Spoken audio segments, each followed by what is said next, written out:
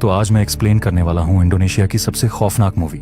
ये मूवी इतनी डरावनी है कि इसे देखते हुए आपको अपने आसपास कुछ अजीब सा महसूस होने लगेगा। ये कहानी है एक बच्ची की जिसके अंदर आ जाता है एक शैतान, और वो शैतान अब पूरे गांव में क्या क्या आतंक मचाएगा ये देखना सच में रोंगटे खड़े कर देता है। मैं बात कर रहा हूँ सुमाला मूवी की। दोस्तों, ये कहानी एक सच्ची घटना पर आधारित है। दरअसल आज भी इंडोनेशिया में एक ऐसा गांव है जहां अंधेरा होते ही बच्चों को घरों में बंद कर दिया जाता है, क्योंकि कहा जाता है रात में खेतों के बीच एक बच्ची भटकती है। और आज हम इसी डरावनी कहानी को इस मूवी में देखने वाले हैं, इसलिए वीडियो को आखिर तक जरूर देखिए और यकीन मानिए ये कहानी आपको अंदर तक हिला देगी। कहानी हमें ले जाती है साल 1976 में इंडोनेशिया के एक छोटे से शांत से गांव सिमारंग में। जारूगंग मार्केट के पास कुछ बच्चे खेतों की तरफ खेलते कूदते जाते दिखाई देते हैं। वे सूखे भूसे से एक देसी सी बॉल बनाते हैं और उसी के साथ मस्ती करते हुए खेतों की ओर निकल पड़ते हैं। उन्हीं बच्चों में से एक लड़का है अब्दी। खेलने जाने से पहले उसके पिता उसे सख्त लहजे में चेतावनी देते हैं, अंधेरा होने से पहले घर वापस आ जाना। लेकिन खेल में सब इतने खो जाते हैं कि समय कब बीत जाता है किसी को एहसास ही नहीं होता। धीरे धीरे शाम ढलने लगती है और एक एक करके सारे बच्चे अपने घर लौट जाते हैं, लेकिन अब्दी और उसका दोस्त ट्रिस अभी भी वहीं रुककर खेलना चाहते थे। खेलते खेलते उनकी बॉल अचानक फसलों के बीच दूर जा गिरती है। अब्दी समझदारी दिखाते हुए कहता है बॉल कल ले लेंगे क्योंकि अंधेरा होने वाला है, लेकिन ट्रिस किसी भी हालत में अपनी बॉल वहीं छोड़ने को तैयार नहीं होता। मजबूरी में अब्दी भी उसके साथ खेतों के बीच चला जाता है। बॉल ढूंढते ढूंढते रात हो जाती है, चारों तरफ अंधेरा छा जाता है, लेकिन बॉल कहीं नहीं मिलती। अब अब्दी डरने लगता है। वो वापस चलने के लिए कहता है, मगर ट्रिस फिर भी उसकी बात नहीं मानता। तभी दोनों को अचानक महसूस होता है कि फसलों के बीच कोई मौजूद है, तो उन्हें एक अजीब सी बच्ची दिखाई देती है। वो बच्ची किसी इंसान जैसी कम और एक डरावने साये जैसी ज्यादा लग रही होती है। और हैरानी की बात, उसके हाथ में ट्रिस की वही बॉल होती है, लेकिन उसे देखकर भी ट्रिस पर कोई असर नहीं होता। उल्टा वो धीरे धीरे उसकी तरफ खींचता चला जाता है। अब्दी उसे रोकने की पूरी कोशिश करता है, लेकिन ट्रिस उसकी बात सुने बिना फसलों के बीच कहीं गुम हो जाता है। और तभी अब्दी की आंखों के सामने वो खौफनाक मंजर घटता है जिसे देखकर उसकी रूह तक कांप उठती है। वो रहस्यमयी बच्ची एक बड़ा सा पत्थर उठाती है और ट्रिस के सिर पर लगातार करने लगती है जब तक उसकी मौत नहीं हो जाती। ये सब देखकर अब्दी पूरी तरह घबरा जाता है और वो जान बचाकर सीधे गांव की तरफ दौड़ पड़ता है और उन्हें अपने साथ वापस खेतों की तरफ ले जाता है। लेकिन वहां पर उन्हें कहीं भी टियाट्रेस की लाश नहीं मिलती, मगर वहां पर ढेर सारा खून पड़ा हुआ था। तभी कुछ गांव वालों की नजर नदी की तरफ जाती है, जहां उन्हें कुछ अजीब सा दिखाई देता है। पहले तो किसी को समझ नहीं आता, लेकिन जब सब लोग पास जाकर देखते हैं तो नदी के बीच एक पत्थर के ऊपर ट्रिस की सड़ी गली लाश होती है। ये नजारा इतना डरावना था कि वहां मौजूद हर इंसान के होश उड़ जाते हैं। अगले दिन ट्रिस के पिता के मन में शक पैदा होने लगता है। उन्हें लगने लगता है कि अब्दी ने उस लड़की की झूठी कहानी बनाई है और असल में उसी ने ही ट्रिस को मार दिया होगा, क्योंकि आखिरी बार ट्रिस को उसी के साथ देखा गया था। गुस्से में आकर वो अब्दी को सजा दिलाने की बात करने लगते हैं। इसी बीच वहां मिस्टर साब्दो की एंट्री होती है। उन्हें अब्दी की बातों पर पूरा भरोसा था। उन्हें यकीन होता है कि अब्दी झूठ नहीं बोल रहा। मिस्टर साब्दो सबको शांत कराते हुए कहते हैं ट्रिस को किसी इंसान ने नहीं बल्कि सुमाला ने मारा है। ये सुनते ही पूरे गांव में सन्नाटा छा जाता है, लेकिन किसी को भी ये नहीं पता था कि आखिर ये सुमाला कौन सी बला है। इसलिए मिस्टर साब्दो अब सुमाला की कहानी सुनाना शुरू करते हैं और कहानी हमें ले जाती है आज से 29 साल पीछे, यानी 1947 में। उस समय सेरंग गांव का सबसे अमीर आदमी था सोजिमन, जो अपने अंकल के साथ रहता था। सोजिमन की पत्नी का नाम था सोलेस्ट्री, जो बेहद खूबसूरत और आकर्षक थी। शादी को पूरे 11 साल हो चुके थे, लेकिन अब तक उनकी कोई संतान नहीं थी। इसी बात का फायदा उठाकर सोएजिमन के अंकल उस पर दबाव बनाने लगते हैं। वे चाहते थे कि उसकी जमीन फैक्ट्री बनाने के लिए बेच दी जाए ताकि उन्हें भारी मुनाफा मिल सके। अपनी जमीन तो वो पहले ही बेच चुके थे, लेकिन सोएजिमन अपनी पुश्तैनी जमीन बेचने के लिए बिल्कुल तैयार नहीं था, क्योंकि ये जमीन उसके खानदान की आखिरी निशानी थी।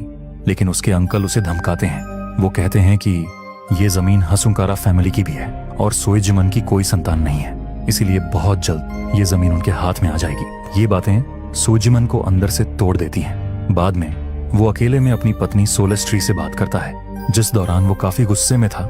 वो अपनी पत्नी से साफ साफ कह देता है, अगर 1 साल के अंदर बच्चा नहीं हुआ तो मैं दूसरी शादी कर लूंगा, क्योंकि मुझे अपनी पुश्तैनी जमीन किसी भी कीमत पर नहीं गंवानी। ये सुनकर सोलेस्ट्री पूरी तरह टूट जाती है।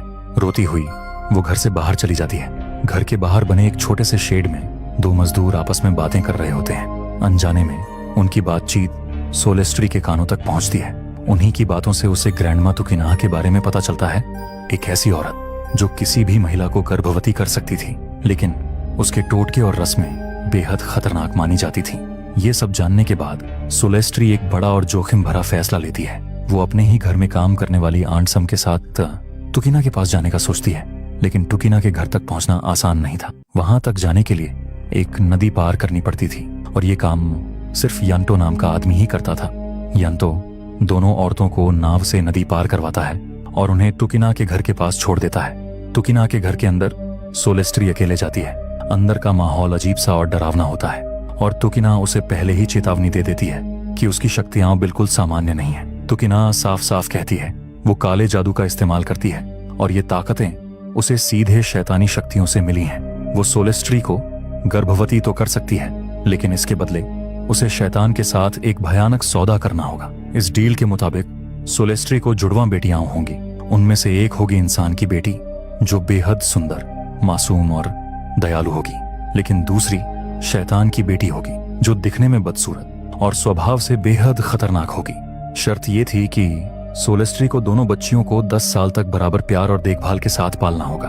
10 साल पूरे होते ही शैतान अपनी बेटी को वापस ले जाएगा और सोलेस्ट्री अपनी अच्छी बेटी के साथ शांति से जिंदगी जी सकेगी। लेकिन एक सख्त चेतावनी भी थी, अगर सोलेस्ट्री ने शैतान की बेटी को जरा सा भी नुकसान पहुंचाया तो उसका पूरा खानदान तबाह हो जाएगा और उसका घर पूरी तरह उजड़ जाएगा। सोलेस्ट्री डर जरूर जाती है, लेकिन उसके पास और कोई रास्ता नहीं होता। मां बनने की चाह में वो इस शैतानी सौदे के लिए हाँ कर देती है। इसके बाद तुकिना एक खौफनाक रिचुअल शुरू करती है। वो किसी के खून में अजीब अजीब चीजें मिलाती है और वही मिश्रण सोलेस्ट्री को पीने के लिए देती है। साथ ही वो लगातार धीमी आवाज में मंत्र बड़बड़ाती रहती है। अचानक सोलेस्ट्री का शरीर अकड़ने लगता है, उसकी हड्डियां चटकने लगती हैं और उसका शरीर अजीब तरीके से मुड़ने लगता है। कुछ ही पलों में उसका पेट असामान्य तरीके से फूलने लगता है और इसी के साथ पूरा रिचुअल खत्म हो जाता है। रिचुअल पूरा होने के बाद तुकिना उसे बताती है कि 2 महीने के अंदर वो गर्भवती हो जाएगी। वो अंदर ही अंदर खुश भी होती है, लेकिन उतनी ही डरी हुई भी। 2 महीने बाद लेडी डॉक्टर जांच के बाद बताती है कि सोलेस्ट्री के पेट में 2 बच्चे हैं, यानी सोलेस्ट्री प्रेग्नेंट है। ये खबर सुनते ही सोएजिमन खुशी से झूम उठता है। सालों का इंतजार आखिरकार खत्म हो चुका था। वो अपनी खुशी अपनी पत्नी के साथ बांटता है और दोनों मिलकर अपनी बच्चियों के नाम भी तय कर लेते हैं, सुमाला और कुमाला। इसके बाद वो अपने सिपाही सुकिर को आदेश देता है कि ये खुशखबरी पूरे गांव में फैला दी जाए। इसके बाद हमें दिखाई देता है कि सोएजिमन बड़े ही गर्व और धूमधाम से सोलेस्ट्री का बेबी शावर सेरेमनी करवाता है, जिसमें वो पूरे गांव को दावत देता है और जश्न मनाता है। रात के गहरे अंधेरे में सोलेस्ट्री प्रेगनेंसी का दर्द झेल रही होती है। आंट सम सोएजिमन को दिलासा देते हुए कहती है, आप चिंता मत कीजिए, हम सब संभाल लेंगे। इसी बीच घड़ी में रात के 12 बजते हैं। दर्द से कराहती हुई सोलेस्ट्री को अचानक अपने कमरे में किसी अजीब मौजूदगी का एहसास होने लगता है, जैसे कोई शैतानी साया कुर्सी पर बैठकर उसके बच्चे के जन्म का इंतजार कर रहा हो। कुछ देर बाद पहली बच्ची पैदा होती है, लेकिन वो बिल्कुल शांत रहती है, ना रोना ना कोई हरकत। ऑनसम को लगता है कि बच्ची जिंदा नहीं है, लेकिन वो सोलेस्ट्री को कुछ नहीं बताती और उसे दूसरी बच्ची को जन्म देने के लिए हिम्मत देती है। थोड़ी देर बाद दूसरी बच्ची जन्म लेती है।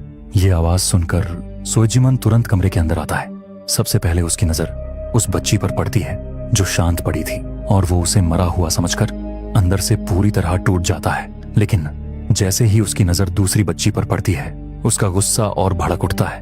वो तुरंत समझ जाता है कि ये कोई सामान्य बच्ची नहीं है। सोएजिमन का धैर्य टूट जाता है। गुस्से में आकर वो बाहर से एक बड़ा सा चाकू लाता है और उस विकृत बच्ची को मारने के लिए हाथ में उठा लेता है। सोलेस्ट्री उसे रोकने की पूरी कोशिश करती है, क्योंकि वो जानती थी कि उसने शैतान से क्या सौदा किया है। लेकिन सोएजिमन को इस डील के बारे में कुछ भी पता नहीं होता और गुस्से में अंधा होकर वो चाकू सीधे उस बच्ची की देता है और उसी पल उस बच्ची की मौत हो जाती है।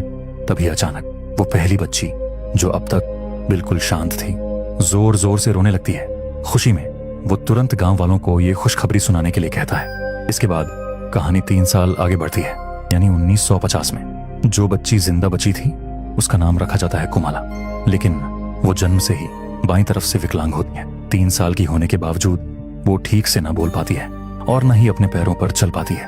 अब करीब 2 साल बाद का सीन हम देखते हैं। कुमाला आंगन में अपनी साइकिल से खेल रही होती है। तभी सोलेस्ट्री उसे खेलने से मना करती है, लेकिन अचानक कुमाला गुस्से में उस पर चिल्लाने लगती है। ये सब सोएजिमान अपनी आंखों से देख रहा होता है। वो गुस्से और दर्द में सीधे अपने कमरे में चली जाती है और अपना सिर बार बार बिस्तर पर पटकने लगती है। ये देखकर सोएजिमान तुरंत सुकिर को बुलाता है। सुकिर आकर कुमाला को रस्सी से जकड़ने लगता है। सोलेस्ट्री बार बार सोएजिमान को रोकती है, ऐसा मत करो, वो बच्ची है। लेकिन सोएजिमान उसकी एक नहीं सुनता।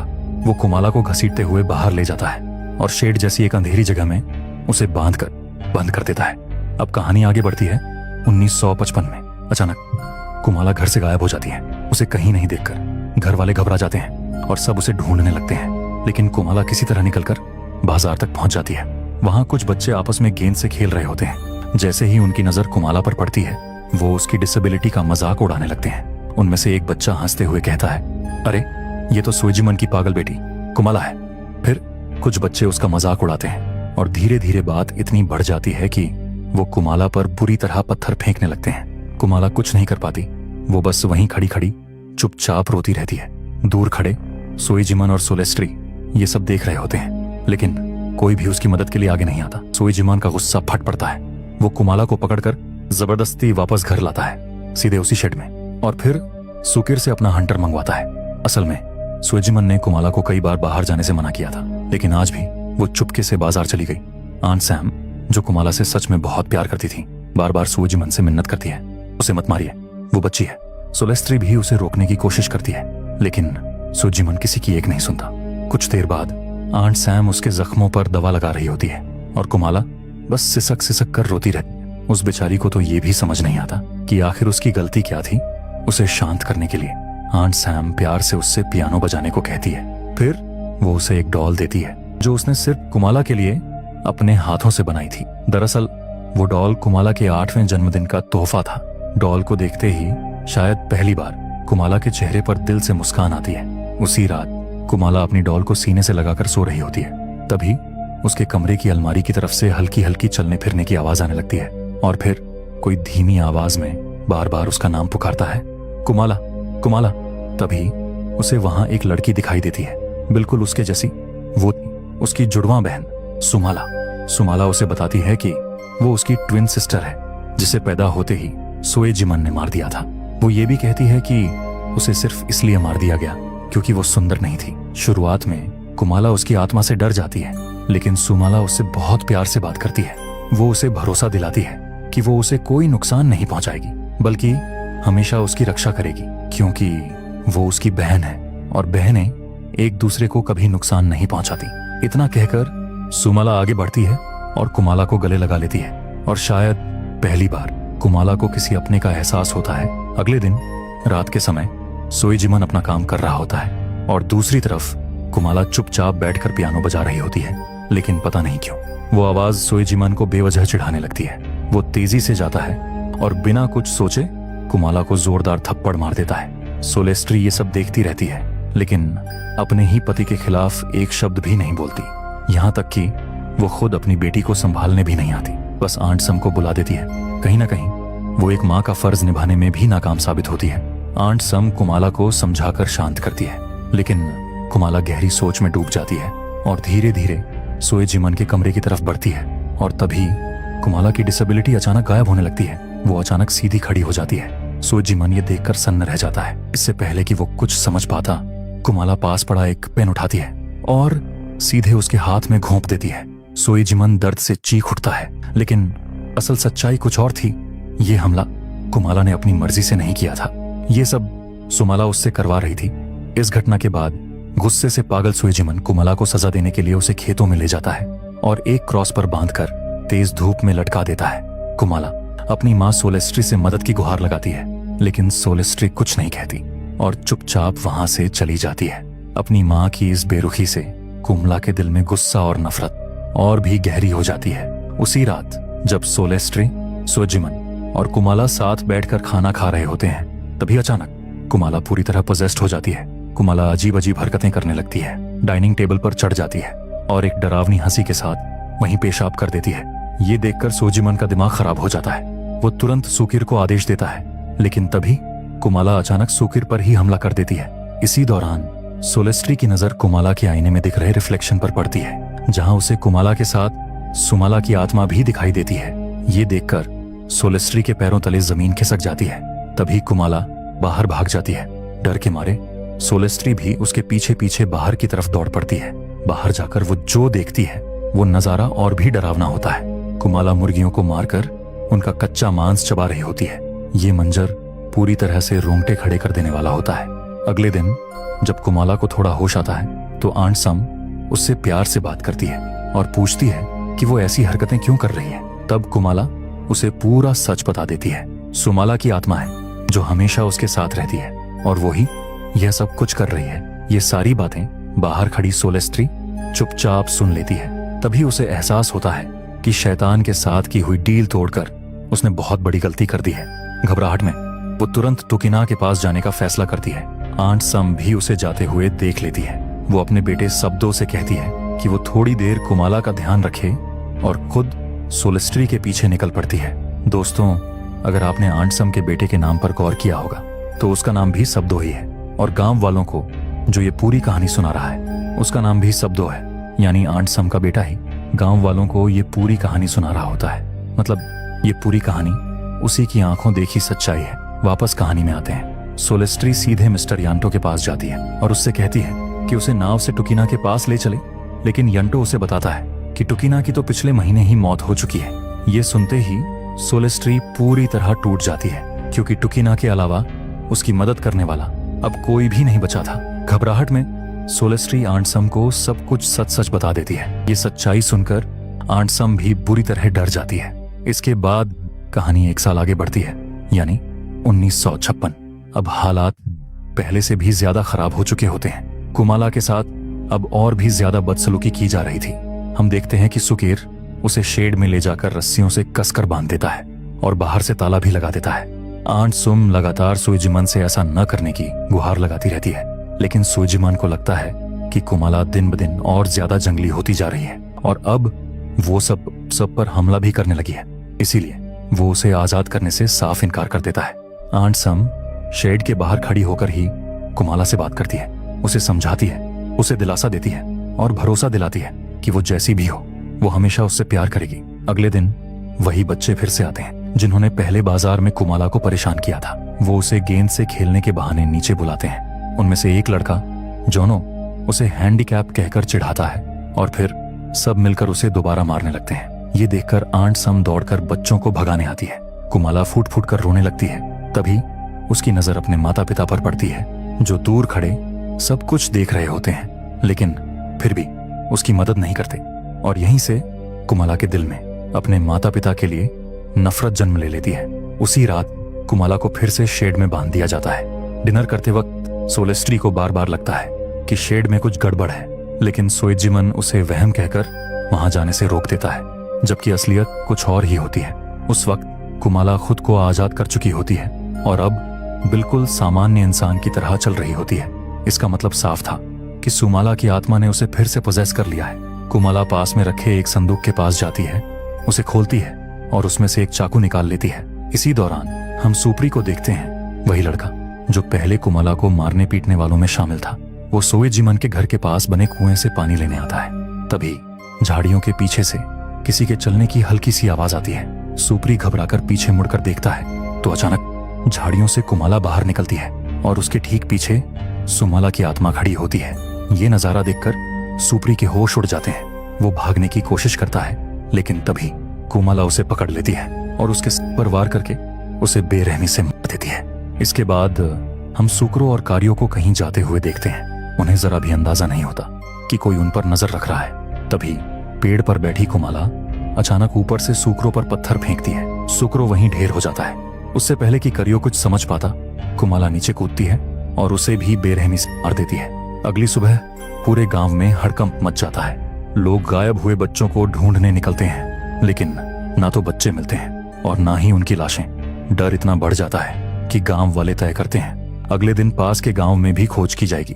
तब तक सभी बच्चों को सख्त हिदायत दे दी जाती है कि सूरज ढलने के बाद कोई भी घर से बाहर नहीं निकलेगा। इधर जोनो और उसके बाकी दोस्त आपस में बात कर रहे होते हैं। उन्हें लगता है कि शायद सुप्री, सुक्रो और करियो कोई मजाक कर रहे हैं और 3 दिनों से बस गेंद लेकर कहीं छिपे हुए हैं। तभी घर के बाहर कुमाला आती है और दरवाजे के पास चुपचाप एक गेंद रखकर चली जाती है, मानो उनका मजाक उड़ा रही हो। जोनो और बाकी बच्चे ये देखकर फिर से उसे परेशान करने का प्लान बनाते हैं। तब हंसते हुए धीरे धीरे उसके करीब बढ़ने लगते हैं, लेकिन उन्हें क्या पता था कि कुमाला पहले से ही पोजेस्ड हालत में। अचानक वो उन पर टूट पड़ती है। सब कुछ पलों में बदल जाता है। वो एक एक करके सबको मौत के घाट उतार देती है और आखिर में वो जोनो पर हमला करके उसका गला देती है और उसका सिर किसी ट्रॉफी की तरह हवा में उठाती है। अगले दिन आंट सम जब कुएं से पानी निकाल रही होती है तो उन्हें पानी में खून दिखाई देता है, जिसे देखकर वो काफी घबरा जाती है। वो तुरंत सुकीर को बुलाती है। जब सुकीर कुएं की जांच करता है तो अंदर से सुप्री की लाश भी मिलती है। वहीं गांव वालों को भी सुक्रो और करियो की लाशें पत्तों के बीच पड़ी मिलती हैं और उनके पास ही कुमाला की गुड़िया पड़ी होती है।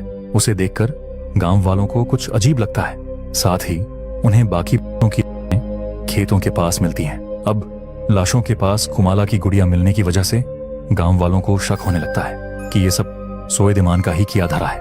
इसलिए सब लोग मिलकर सोएजिमन के घर जाते हैं। गांव वालों को सोएजिमन के साथ साथ कुमाला पर भी शक था, क्योंकि कुमाला के अजीब बर्ताव से गांव वाले पहले से ही वाकिफ थे, जिस पर सोएजिमन गांव वालों से साफ साफ सबूत मांगता है, लेकिन उनके पास कोई पुख्ता सबूत नहीं होता सिवाय उस मामूली सी गुड़िया के। अब सोएजिमन गांव का सबसे अमीर और रसूखदार आदमी था, इसलिए गांव वाले उससे ज्यादा बहस भी नहीं कर पाते और मजबूरन सभी चुपचाप वापस लौट जाते हैं। लेकिन उनके जाने के बाद सोएजिमन खुद भी गहरी उलझन में पड़ जाता है। उसे समझ नहीं आता कि ये सब सच में कुमला ने किया है या नहीं, और यही बात उसे और बेचैन कर देती है। इसी उलझन में वो सोलेस्ट्री के साथ शेड की तरफ जाता है।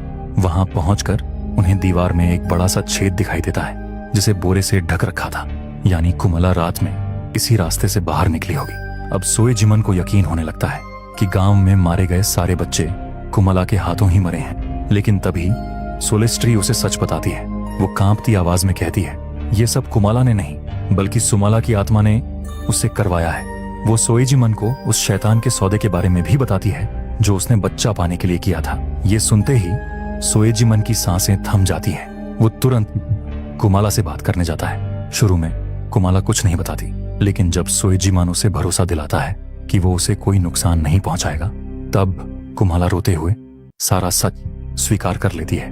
वो बताती है कि ये सारे कत्ल सुमाला की आत्मा ने उसे पोजेस करके करवाए हैं। ये सुनते ही सोएजिमन गहरी सोच में पड़ जाता है। वो तुरंत नीचे जाता है, सुकीर को बुलाता है और सख्त आदेश देता है कि कुमाला को शेड में और भी कसकर बांधा जाए। कहानी एक खतरनाक मोड़ लेती है। अब सोएजिमन फैसला करता है कि उसे मिस्टर कुस्नो के पास जाना होगा। वो असल में एक तांत्रिक था जिसे आत्माओं और काले जादू का काफी ज्ञान था। उधर सुकीर सोएजिमन के कहने पर कुमाला को शेड के अंदर और भी ज्यादा कसकर बांध देता है। कुमाला लगातार रो रही होती है। उसे समझ ही नहीं आ रहा होता कि उसके साथ ये सब क्यों हो रहा है। तभी आंट सम वहां आती है और उसे शांत करती है।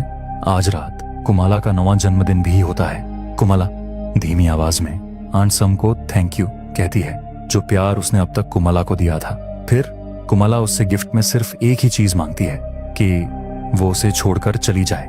दरअसल सुमाला की आत्मा ने उसे बता दिया था कि जैसे ही रात के 12 बजेंगे वो पूरी तरह उस पर कब्जा कर लेगी और सबसे अपनी मौत का बदला लेगी। कुमाला नहीं चाहती थी कि पोजेस्ड होने के बाद वो आंट सम या उसके बेटे साब्दो को कोई नुकसान पहुंचा दे। शुरुआत में आंट सम जाने से इनकार कर देती है, लेकिन कुमाला के जोर देने पर वो आखिरकार टूट जाती है और अपने बेटे साब्दो को लेकर वहां से चली जाती है। रास्ते में साब्दो लगातार पूछता रहता है, माँ हम अचानक सोएजिमन का घर क्यों छोड़ रहे हैं? लेकिन आंट सम कुछ नहीं बताती और उसे लेकर वहां से चली जाती है। वहीं दूसरी तरफ सोएजिमन मिस्टर कुस्नो के पास पहुंच चुका होता है।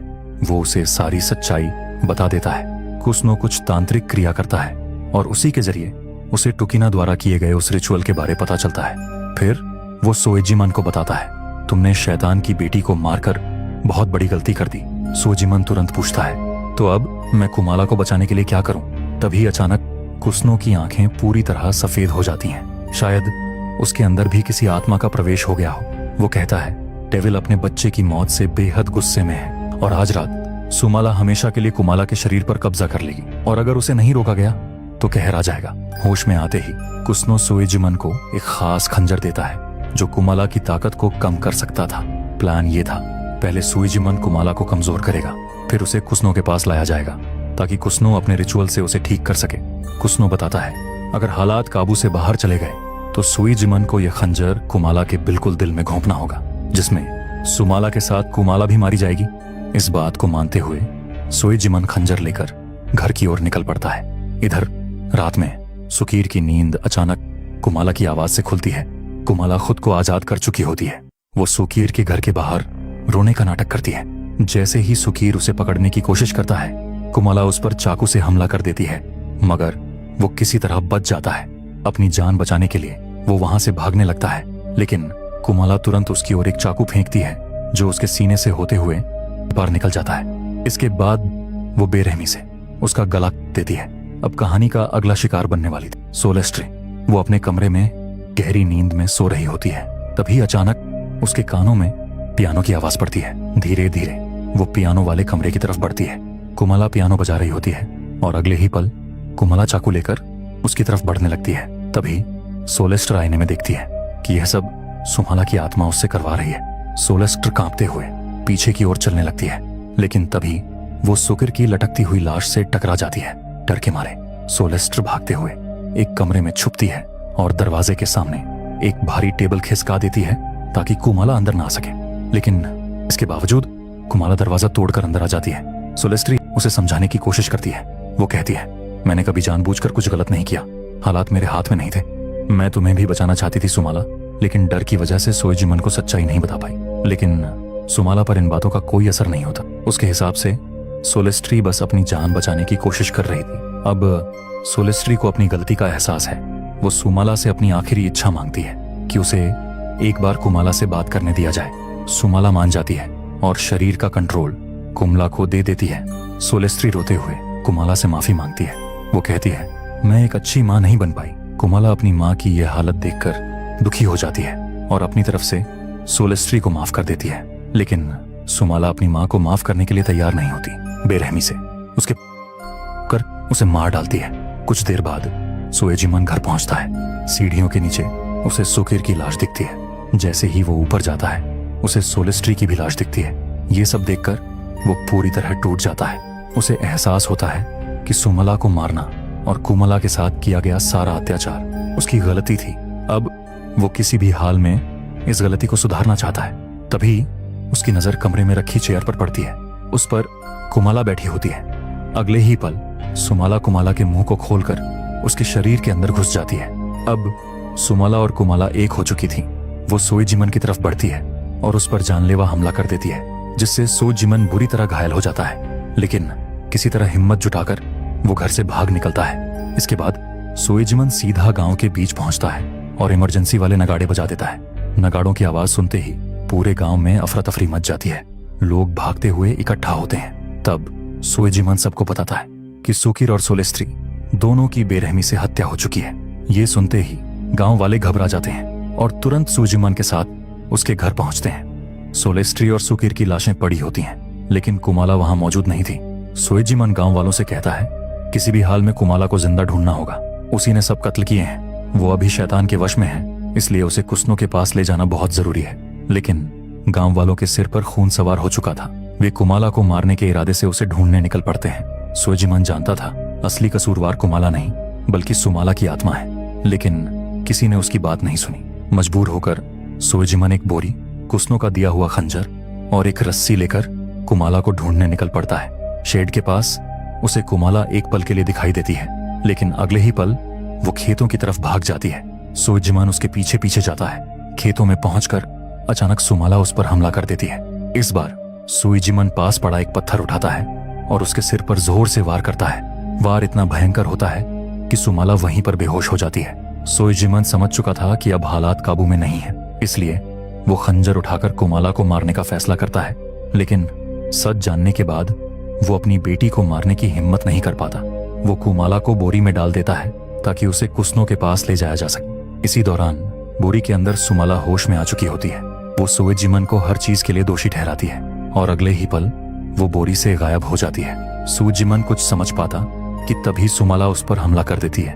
इस बार सुएजिमन पूरी हिम्मत जुटाकर कुस्नो के दिए हुए खंजर को उसके दिल में देता है, जिससे सुमाला की मौत हो जाती है। मगर असली ट्विस्ट तो अभी बाकी है। लेकिन अगर आप वीडियो के यहाँ तक आए हैं, यानी आपको वीडियो पसंद आ रहा है, तो वीडियो को लाइक करना मत भूलना और चैनल को सब्सक्राइब करके हाइप क्रिएट कर देना, क्योंकि हम ऐसी खौफनाक मूवीज एक्सप्लेन करते रहते हैं। अब सुएजिमन को लगता है कि अब सब कुछ शांत हो गया है। वो सोचता है कि सुमाला नाम की बला हमेशा के लिए मिट गई। लेकिन तभी सुमाला हंसने लगती है और सुएजिमन को एक खौफनाक सच्चाई बताती है। वो कहती है, मेरे कुमाला के शरीर में आने से उसके शरीर में बदलाव हो चुके हैं। उसके दांत अब नुकीले हो चुके हैं, आंखें सफेद हो गई हैं और उसका दिल भी अपनी जगह बदल चुका है। दरअसल उसका दिल बाएं से दाएं की तरफ हो चुका था। इसका मतलब सुएजिमन का खंजर दिल में लगा ही नहीं और सुमाला जिंदा बच गई। इसके बाद सुमाला बेरहमी की सारी हदें पार कर देती है। 2 लकड़ी के टुकड़े उठाकर उस आंखों में घुसा देती है और इसी के साथ सुएजिमन दर्दनाक तरीके से मारा जाता है। अगली सुबह गांव वालों को खेतों में सुएजिमन की लाश मिलती है, उसी तरह क्रॉस पर लटकी हुई जैसे उसने कभी कुमाला को सजा देने के लिए टांगा था। लेकिन सुमाला यही नहीं रुकती। जब गांव वाले कुस्नो के घर जाते हैं तो उन्हें कुस्नो की लाश टेबल पर पड़ी मिलती है। दरअसल सुमाला ने कुस्नो को भी उसके ही खंजर से मारा था, यानी अब उसका बदला पूरा हो चुका था। इसके बाद कहानी वापस वर्तमान में आती है, जहां साब्दो अपनी कहानी खत्म करता है। वो बताता है कि तभी से माना जाता है कि सुमाला यानी शैतान की बच्ची इस गांव में भटकती है, इसलिए किसी भी बच्चे को रात के समय बाहर निकलने की इजाजत नहीं दी जाती। अब सच्चाई जानने के बाद गांव वाले अपने घरों के बाहर सुमाला के लिए ऑफरिंग रखते हैं ताकि वह उन्हें कोई नुकसान न पहुंचाए। लेकिन ट्रिस के पिता ने सच्चाई जानने के बावजूद भी ऑफरिंग नहीं रखी, क्योंकि उसे अब भी यही लगता था कि ट्रिस को सुमाला ने नहीं बल्कि अब्दी ने मारा है। सुमाला तो बस एक बनी बनाई कहानी है। इसी उलझन में ट्रिस के पिता रात को बाहर आते हैं सच्चाई जानने के लिए, लेकिन आगे का नजारा देखकर उनकी सांसें थम जाती हैं। उन्हें एक जगह सुमाला दिखाई देती है जो किसी को मजे से खा रही थी और फिर हमें बताया जाता है कि यह कहानी सच्ची घटना पर आधारित है। असल दुनिया में भी सिमारंग नाम का एक गांव है जहां आज भी माना जाता है कि सुमाला की आत्मा गांव में भटकती है। इसी वजह से वहां अंधेरा होने के बाद बच्चों को बाहर नहीं जाने दिया जाता। और इसी के साथ यह मूवी यहीं पर खत्म होती है।